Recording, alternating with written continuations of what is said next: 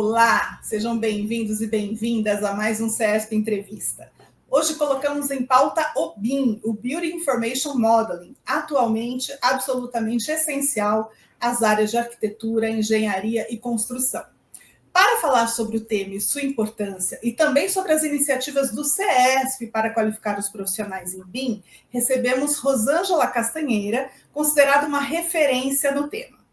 Ela é tecnóloga em construção civil, graduada pela FATEC de São Paulo, pós-graduada em gestão estratégica de custos, possuindo certificação por notório saber em engenharia de custos pelo International Cost Engineering Council. Profissional com 42 anos de atividade, é docente em cursos de graduação e pós, ministrando disciplinas relacionadas à engenharia de custos e ao BIM. É ainda autora do livro Custos e Orçamento em BIM, lançado pela editora Senac em 2024, e proprietária da empresa Tríade Engenharia de Custos, que completa 37 anos de atividades em 2025. Professora Rosângela, seja muito bem-vinda e muito obrigada por estar conosco. Olá, Rita. Olá, pessoal. Eu que agradeço pela oportunidade de falar de um assunto que me é muito caro, né? E que é muito importante para nós que somos da área da engenharia, né? Que é o BIM, o Building Information Modeling. Professora, o BIM é um assunto que já está aí em pauta já tem um tempo, não é exatamente uma novidade. Isso. Mas ainda não é tão conhecido da sociedade em geral e dos profissionais de fora da área da arquitetura, engenharia e construção. Exato. Conta pra gente, o que é o BIM? Né? Como ele pode ser definido? Ótimo. É interessante, parece que é uma coisa repetitiva, mas não é, porque a cada momento novos profissionais estão chegando, né? E percebem a necessidade. Então, o BIM, o Building Information Modeling, ele é um processo de desenvolver projetos. E ele traz como uma novidade, vamos dizer assim, a possibilidade de você desenvolver o seu projeto considerando uma terceira dimensão, né? E por que isso é legal? Porque a gente enxerga em 3D, né? A gente não enxerga só largura e comprimento, né? Ou só largura e altura, só comprimento e altura. E essas duas dimensões era o que se conseguia com uma representação gráfica de plantas e cortes, sempre duas dimensões por vez, que é o processo tradicional no bom e velho AutoCAD, né? A vantagem do BIM, primeiramente, é essa. Você consegue desenvolver o projeto enxergando esse projeto como a gente enxerga qualquer outra coisa, tá? Então, essa é uma questão. A segunda característica do processo BIM é que ele tem como característica ser uma construção virtual. O que significa? A gente vai, em vez de desenvolver um projeto com cortes, plantas, elevações, a gente vai construir a nossa obra, o nosso modelo virtual, dentro do nosso computador. De maneira que o nosso computador passa a ser, fazendo uma analogia, o nosso canteiro de obras, o nosso terreno. E qual é a vantagem disso? Primeiro, você enxerga melhor as coisas. E segundo, já que você está construindo, erros acontecem. Só que eles vão acontecer dentro do nosso computador e não lá na obra. Então, a partir disso, a gente passa a ter uma outra referência de importância do BIM, é você melhorando o seu modo de projetar, consequentemente, você melhora a qualidade das suas obras. Então, o que acontece? Você enxerga antes tudo que pode dar errado enquanto está na tela. Isso é uma baita vantagem, né? Porque você cometer erros na obra sai caro, né? Você tem o retrabalho, você gasta material de novo, você gasta tempo de novo e, sinceramente, a qualidade desse retrabalho, desse remendo, não fica muito legal. Então, essa possibilidade de você melhorar a qualidade da sua obra é uma grande questão. E uma outra coisa, quando você faz um projeto, a obra é executada, todo mundo larga a obra lá, vira as costas e vai procurar um novo trabalho, uma nova obra, e assim sucessivamente, né? O processo BIM, ele enxerga o ciclo de vida da obra como um todo. Então, não interrompe na entrega da obra. Executou, entregou, tchau. Né? Então, o que tem de legal? Acompanha todo o ciclo, principalmente na gestão dessa edificação, dessa ponte, enfim, seja lá qual obra foi executada, né? Que era uma coisa que a gente chamava de manutenção. Depois de um tempo veio como gestão de facilities, né?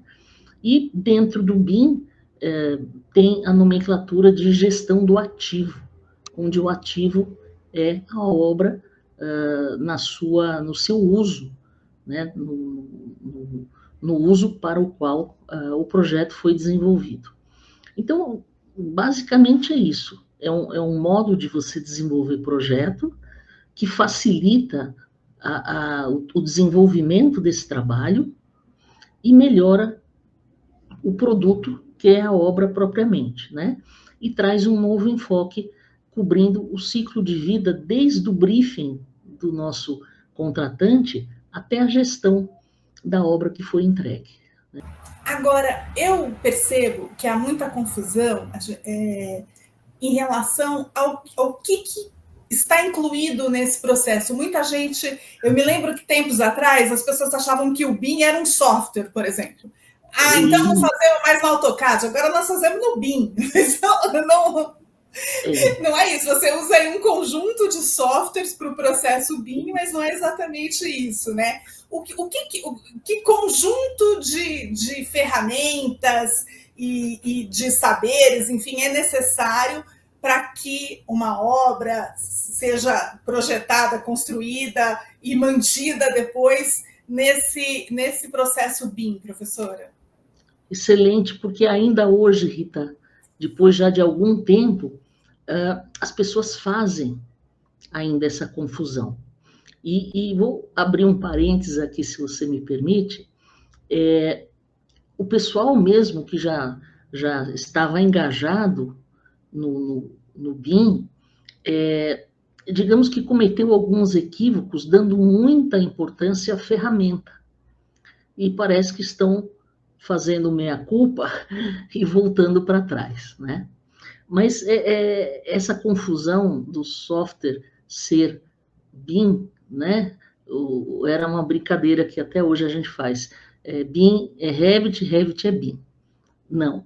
O Revit, que é um software de modelagem, né? Porque o desenvolvimento do projeto gera um modelo 3D, né? Então, essa é a nomenclatura. O Revit, que é o software mais conhecido para modelagem dentro do processo BIM, ele é uma ferramenta. Muita gente, por não entender muito bem como é que era esse tal desse BIM, pensou logo no caminho mais curto, que é aprender uma ferramenta.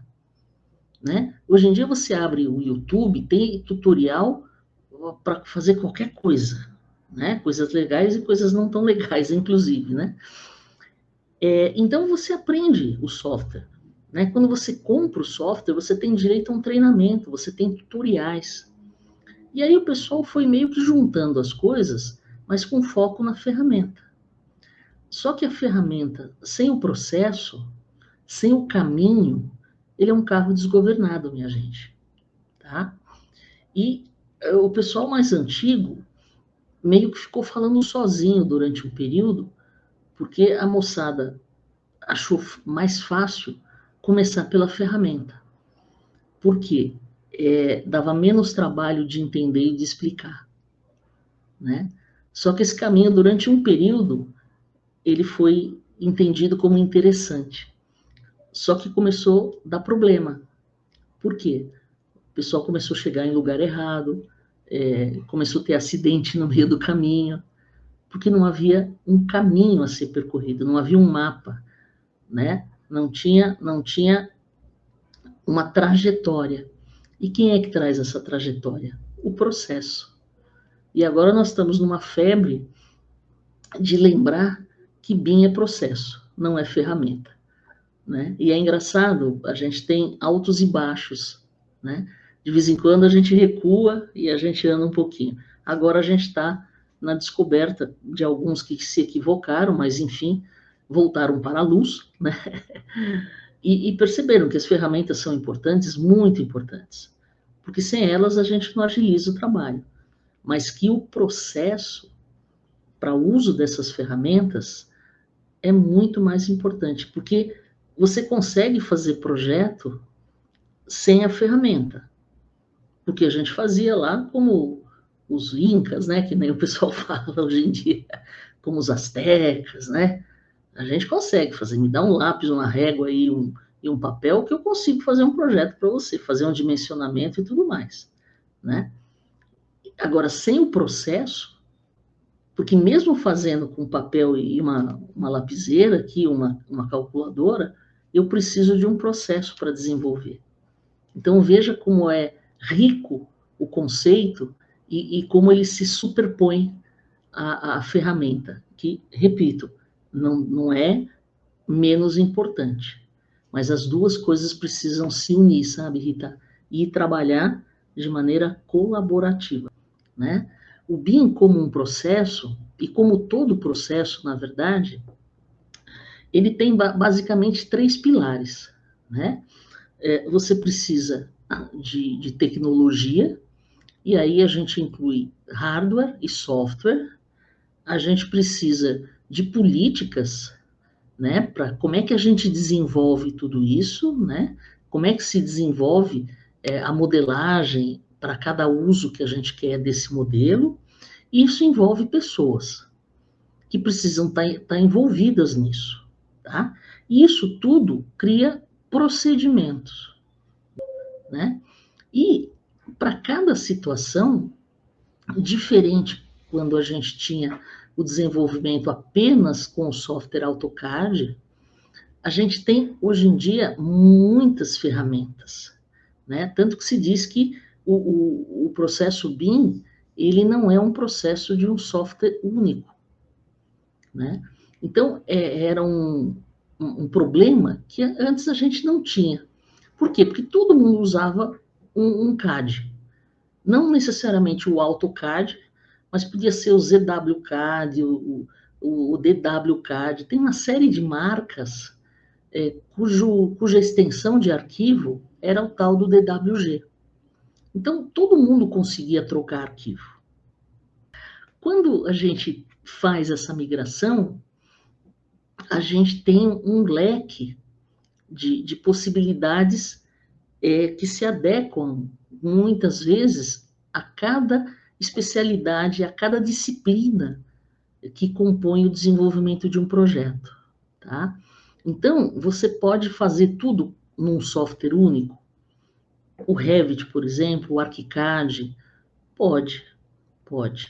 Mas a gente tem que pensar na evolução dessas ferramentas para ferramentas que, além de gerarem um modelo, elas fazem também o dimensionamento. Então, olha que interessante. É complicado, por um lado, no sentido de ter um investimento maior, mas, por outro lado, você agregou 2 questões numa única ferramenta. Então, se antigamente, como é que a gente fazia? Antes de CAD, antes de computador, né? Todos os cálculos de dimensionamento, fossem de fundação, de estrutura, até de arquitetura, para ver as áreas mínimas conforme os códigos de edificação, área mínima de ventilação, de iluminação para aprovação junto às prefeituras do local da obra. o dimensionamento da estrutura, qual é a seção de cada peça estrutural, o dimensionamento de hidráulica, de elétrica, qual é a bitola da tubulação, que tipo de material, de elétrica, a mesma coisa, qual é a bitola dos cabos e fios, quantos circuitos vão ser, e por aí a gente vai, ar-condicionado, a mesma coisa. Isso era feito tudo na unha, literalmente, né? E já houve tempo que não tinha calculadora. Eu sou dessa época. A gente trabalhava com régua de cálculo, né? Os mais jovens talvez nem saibam o que é isso, mas dão uma procurada no Google, né? Parecia uma chavinha que tinha um monte de risquinho e tal, e tinha lá uma ciência para você conseguir fazer as contas, né? Aí depois apareceu a calculadora e as coisas foram se atualizando até a gente chegar em inteligência artificial, né? Então, o que acontecia? Primeiro você tinha que fazer esse monte de cálculo na unha, né? E depois você ia para a prancheta com régua T, com grafite e desenhava isso tudo, né? Evoluímos para o CAD. Vamos fazer uma linha do tempo aí, rapidamente. Evoluímos para o CAD. Os cálculos a gente continuou fazendo na unha. O que a gente conseguiu dar uma melhora na maneira de fazer? Usando o software. Então, você tinha um computador, mas o movimento era basicamente o mesmo. Eram duas linhas paralelas que, com uma achura de 45 graus, você legendava e dizia alvenaria. Era representação gráfica. Com a evolução para o BIM, você pode continuar fazendo os cálculos na unha, tá? E fazer a parte gráfica tudo no Revit. Fundação, estrutura, hidráulica, elétrica, arquitetura, ar-condicionado, não há problema. Mas, em paralelo, surgiram softwares de dimensionamento. E, nesse período intermediário, a gente tinha o software para fazer o dimensionamento dessa calculeira toda, e depois tinha o AutoCAD para fazer o desenho, o projeto, a representação gráfica desse monte de cálculo. O BIM, em muitas dessas circunstâncias, juntou. Então, você tem um software que faz o dimensionamento e já libera o modelo. Então, é bem mais legal, né? Só que você precisa saber fazer isso aí, porque senão você tem dois problemas, né? Em vez de resolver dois problemas, você cria dois problemas para você, né? Então, essa situação, ela dá uma possibilidade de melhoria de processo, né? Veja que tudo acaba convergindo para melhorar o nosso trabalho. E eu vou te falar uma coisa que talvez as pessoas não gostem muito quando eu digo. Não facilitou a vida de quem trabalha com projeto e as adjacências de projeto. Por quê? Porque a gente precisa se preparar para isso, né? E você desenvolver um projeto já não é uma coisa fácil. Você fazer um dimensionamento, seja lá do que for, não é uma coisa fácil, né? Por isso que a gente tem que ser graduado numa engenharia para poder fazer esses dimensionamentos, tem que fazer o recolhimento da RT, enfim, tem que ser responsável técnico por um dimensionamento de alguma coisa que vai ser construída e vai morar gente ali dentro. Tá? Então, veja, a gente conseguiu unir essas duas circunstâncias.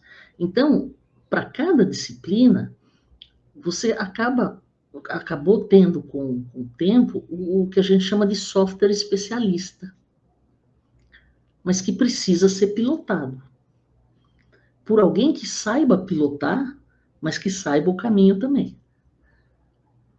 Tá? Então, esse é o pulo do gato.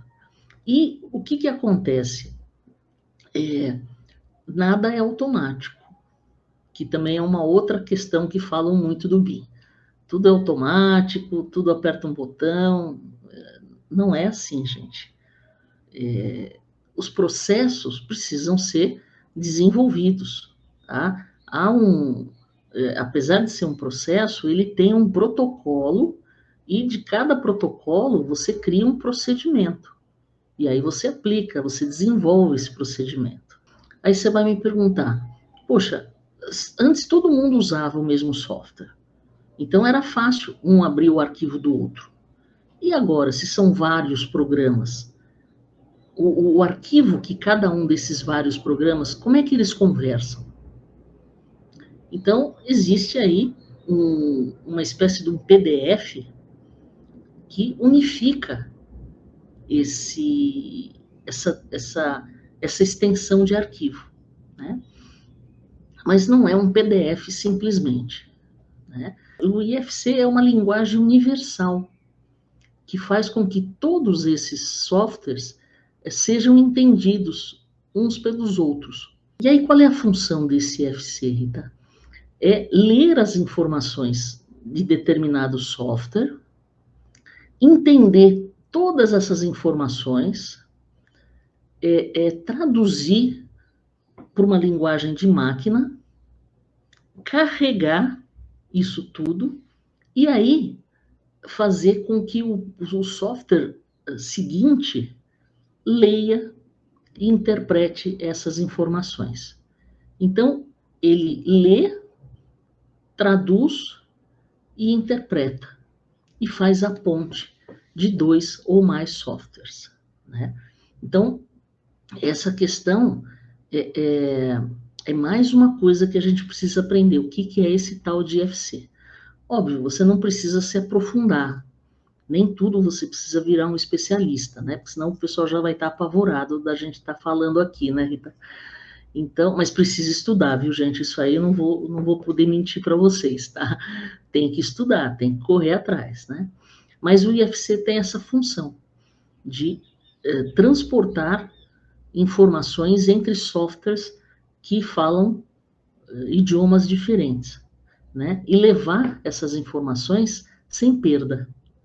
Isso é uma coisa muito importante. E é uma característica muito própria do BIM, essa do IFC, sabe? Professora, só para a gente assim complementar, digamos assim, essa parte das ferramentas e, digamos aí, dos recursos tecnológicos, eu fiquei pensando aqui, como que agora esse uso mais intensivo da inteligência artificial em diversas áreas, inclusive na engenharia, é introduzido aí no processo BIM? Como é que está isso atualmente? Isso aí agora é a bola da vez, né? É a bola da vez. Mas vou dar a minha opinião, tá? Precisa tomar cuidado para a inteligência artificial não virar o que virou as ferramentas, o foco de tudo, tá? A inteligência artificial, ela é inegável, né? É uma realidade, né? A gente precisa utilizar, mas a gente precisa de uma evolução que talvez nem todos os atores envolvidos nesse processo tenham. A gente precisa saber se comunicar, né? No BIM, a gente precisa entender o que a gente quer do BIM, né? Então tem uma brincadeira que eu faço, aprenda a pedir, né? E a IA é a mesma coisa.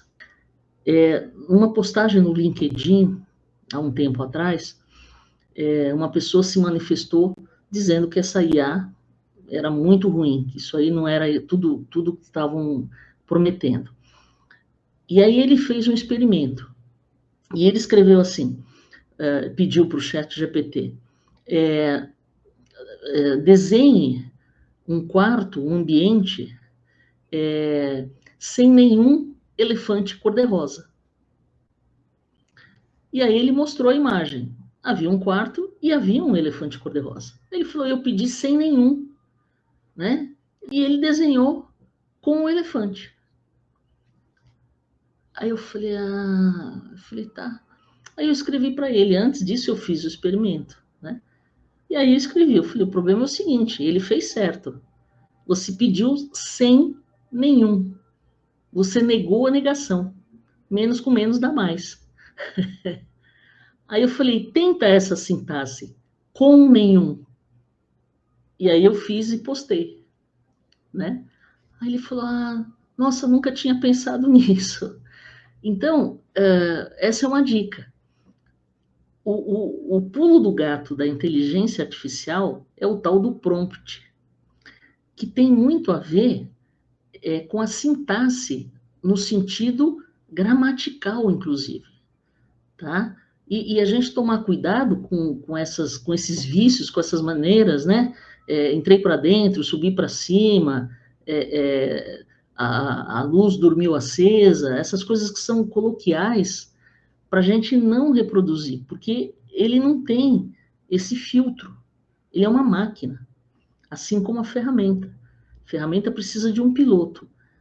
IA é uma ferramenta que precisa de um piloto e precisa de um processo para que a gente entre com os dados e receba a informação, né? Então, esse é o pulo do gato, mas é inegável. É uma ferramenta potente, né?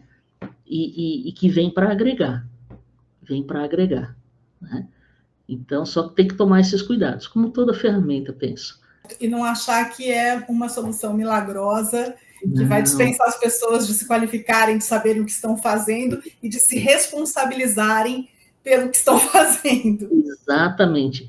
Com relação ao BIM e essa questão que você colocou agora, muito bem, tem uma professora, a professora Michele, lá da Universidade de Brasília, que ela tem um dito que eu acho fundamental, e eu sempre repito, obviamente, dando crédito. O M do BIM não é mágica, né? E é uma tendência a gente achar que tudo aquilo que é tecnológico tem uma mágica, que é só apertar um botão. E não é, a coisa é um pouco mais complexa, né? E é como você falou, é uma ferramenta que vai agregar, mas não faz sozinha. Então não tem mágica, né? Infelizmente ou felizmente, aí não sei. Professora, e como que estamos hoje em termos de implementação, utilização do processo BIM no Brasil? Existe, acho que, inclusive, legislação a respeito, né, da Sim, utilização do BIM. Como que estamos nesse capítulo? sim, a gente tem já desde alguns anos um projeto do governo federal de apoio ao uso do BIM em várias instâncias de projetos públicos, né? Com uma programação de obrigatoriedade que foi diluída em vários momentos, né? Até que agora, 2025, nós temos que entregar o pacote completo, que é o projeto, a compatibilização, quantitativos, orçamento e a parte de gestão do ativo, que é essa parte de manutenção, né?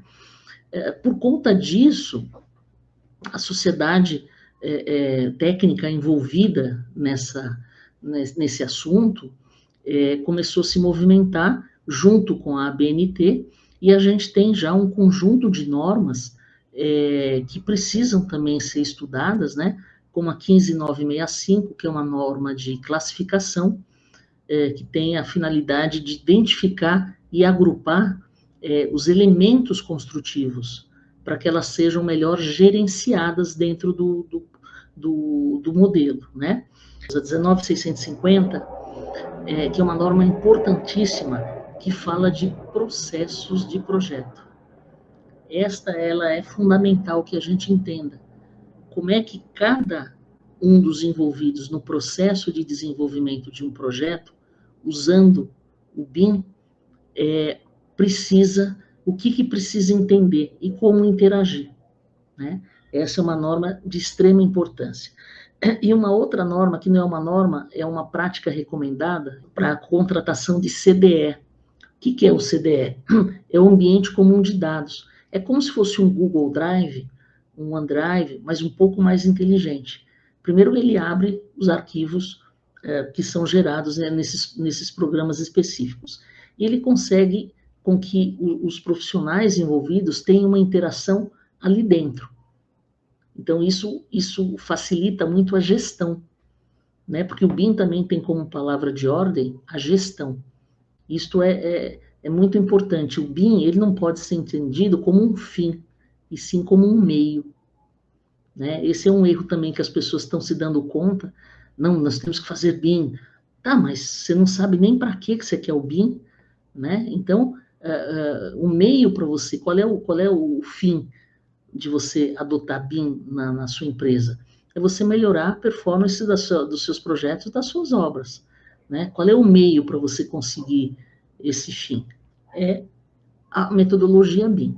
E a questão da implementação, a gente tem muitas empresas, profissionais, consultores, né? Inclusive o CESP, né? A gente tem um grupo que é capitaneado pelo Fernando Palmesan e pela Meire Garcia, né? E que é formada por um grupo de 3 profissionais, e eu tenho o privilégio e a honra de fazer parte desse grupo, aonde a gente tem um programa de implementação BIM em prefeituras, né? Por quê? Porque o órgão público foi o primeiro que a legislação não obrigou, né? Mas sugeriu. E a própria 14133, que é a nova lei das licitações, não tão nova assim, finalmente entrou em vigor. E há um parágrafo que não diz que é obrigatório o uso do BIM, mas de qualquer tecnologia que propicie determinadas coisas. Mas ele, de uma maneira muito inteligente, ele não cita o BIM, porque isso tem um nome. Amanhã isso pode virar qualquer coisa. Então, para você não ter que mexer na lei, que é um processo extremamente complicado, né? Então, ele sugere, né, que você use essa tecnologia, que no caso agora é o BIM. Então, as prefeituras, por que a gente focou nas prefeituras? Porque nem toda prefeitura é como São Paulo, como Campinas, né, que tem uma estrutura principalmente financeira. Então, a gente viu uma possibilidade do sindicato oferecer os seus serviços, né, retornando para a sociedade o investimento que é feito pelos profissionais para a organização dele, oferecendo esse serviço, né, para prefeituras que têm menos recursos e às vezes não têm nem acesso a algumas coisas, sabe, Rita? Então, esse é um projeto muito interessante, que tem tido uma aceitação muito grande. A gente tem retornos positivos, tá? E trabalhos em andamento. E agora a gente está começando a ampliar essa questão para as empresas particulares, né? De engenharia, de arquitetura, inclusive para as pequenas. O pessoal acha que BIM é só para empresas grandes. Não é. Né? Você, associado que tem um pequeno escritório, converse com a gente, né? Faça contato com o sindicato. A gente tem como entender a sua necessidade e apresentar para você um programa de implementação que seja adequado, que caiba no seu bolso, principalmente, né? Que essa é uma grande questão. Isso é caríssimo. Não é bem assim, né? A gente tem como planejar isso tudo, né? Então, essa é uma atividade que o CESP tem, né? É um projeto que já está muito bem sedimentado e em andamento, que tem 2 frentes, o setor público de prefeituras e estamos agora, esse ano, começamos então a trabalhar junto às empresas de engenharia, né? E também profissionais liberais que têm uma estrutura pequena ou trabalham em alguma atividade referente a desenvolvimento de projeto. Então, são candidatos aí a trabalhar com o BIM também.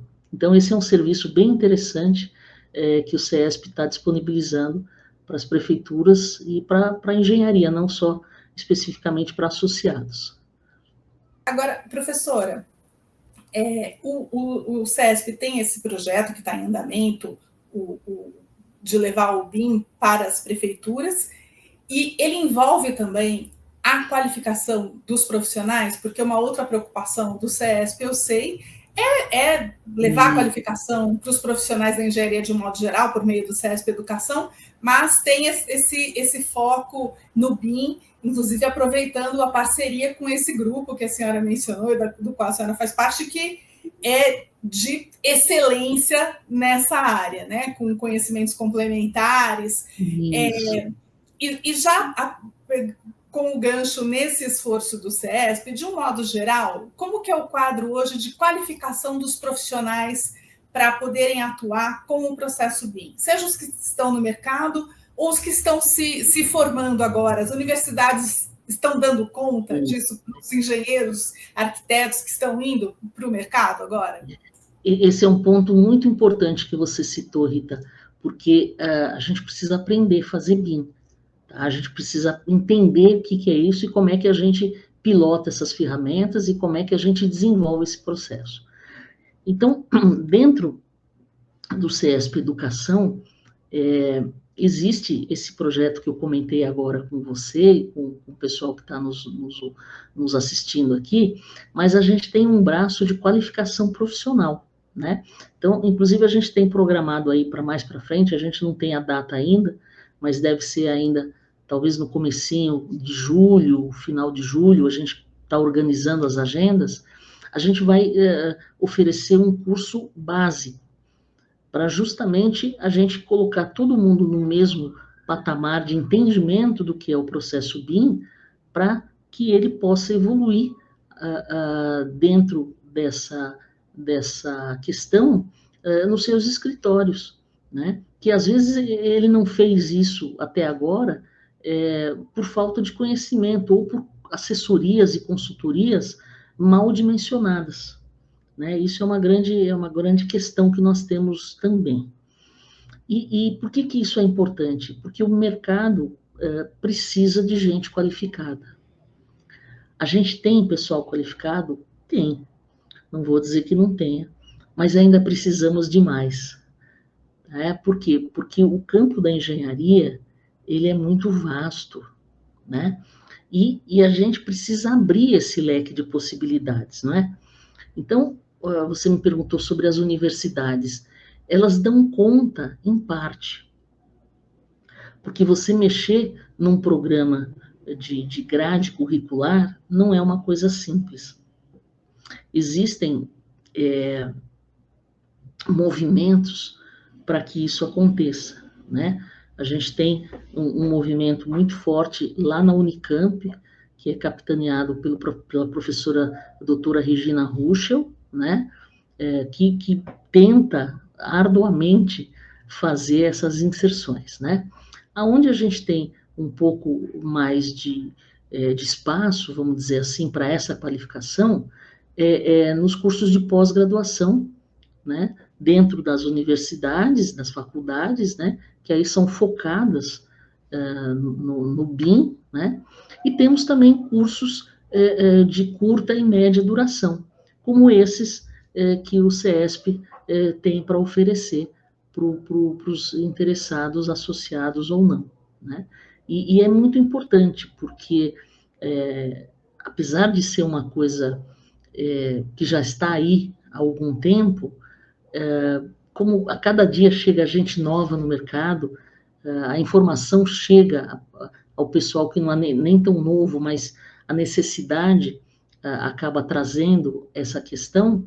Então, a gente precisa ter pessoal qualificado, né? Então, com foco nesse serviço também, a gente tem essa possibilidade de qualificar os nossos colegas da área de engenharia para o mercado BIM, né?